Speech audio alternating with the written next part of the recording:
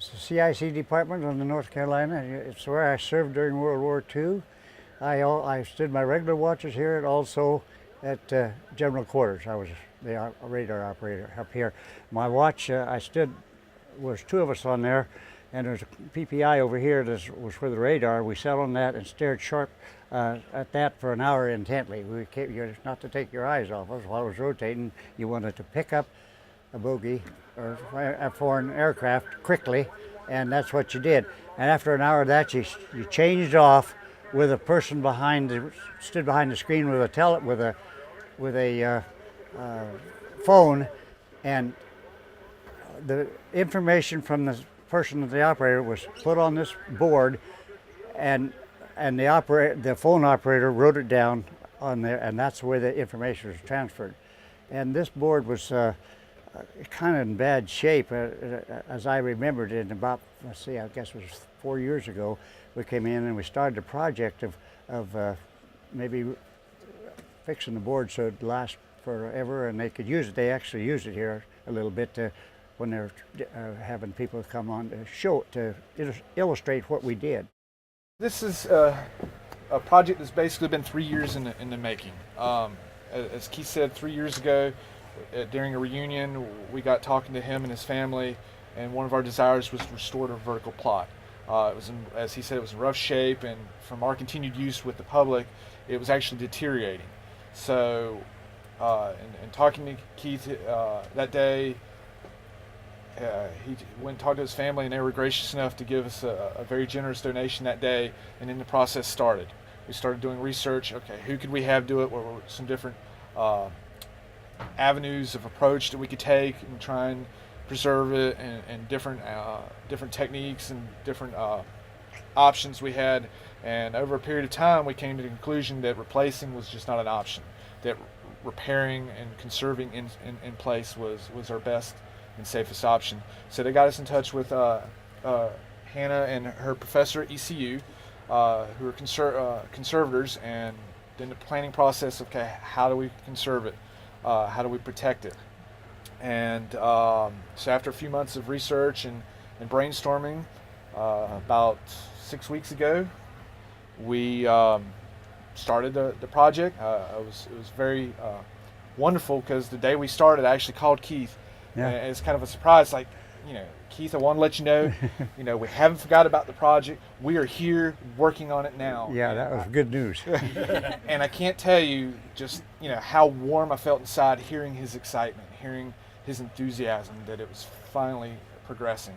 I'd just like to say that Hannah and her team from ECU, once we got the project and figured out what we were going to do, it was like Joe said, we had a time constraint, and they came in here and worked over 4 weekends working on this meticulously. And when you see what they did, it's just incredible. And my hat's off to you and your team for a job well done. And we've got another project we're thinking about right here. So you're not out of the woods yet. We're going to have you back. But just Hey, a hearty thank you for everything you did.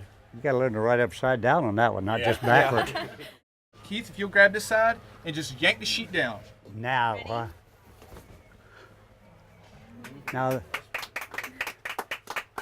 you folks don't know how good that looks. It's just amazing to me how great they did. And to give you just a little perspective, there were 2,500 dots, 750 crosses.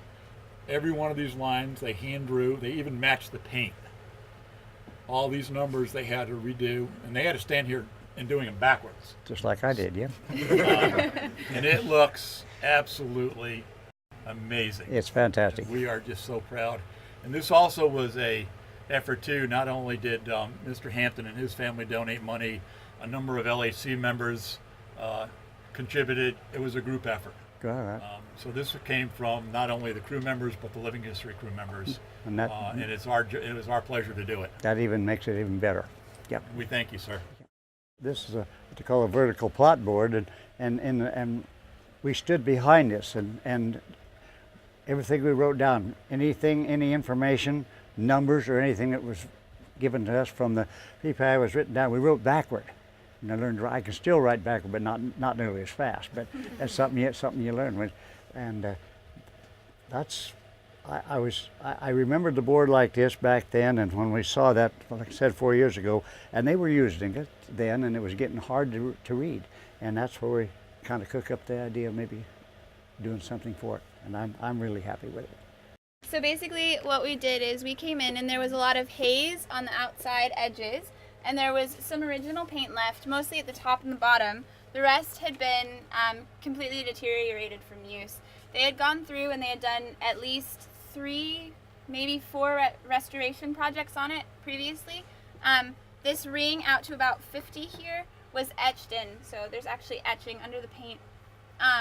And then on top of that, this section here, they had gone in and done in a different enamel-ish paint. It was kind of chunky, kind of blocky. And then they had gone through and just kind of retraced some of the lines so that they could use it for interpretation purposes past that. We came in and we cleaned the board. We got rid of the haze as much as we could, and took off all the previous restoration projects, except for the etching, obviously. And then we went in and filled in what was left, what we could see and what we couldn't see, based on what it looked like originally. So we had to clean it and color match the paint, which we did our very best doing. And then we had to draw all of the circles. We did the circles first. And then we went in and did dots and crosses and numbers, and I got a couple of them wrong when I drew them. I drew them the right way instead of backwards, so I had to redo them. But that's how precise they are. Yeah. That's amazing. But by the end of it, I could write backwards too, and I went home and couldn't write my numbers the right way. But it was a good project. It was a lot of hard work.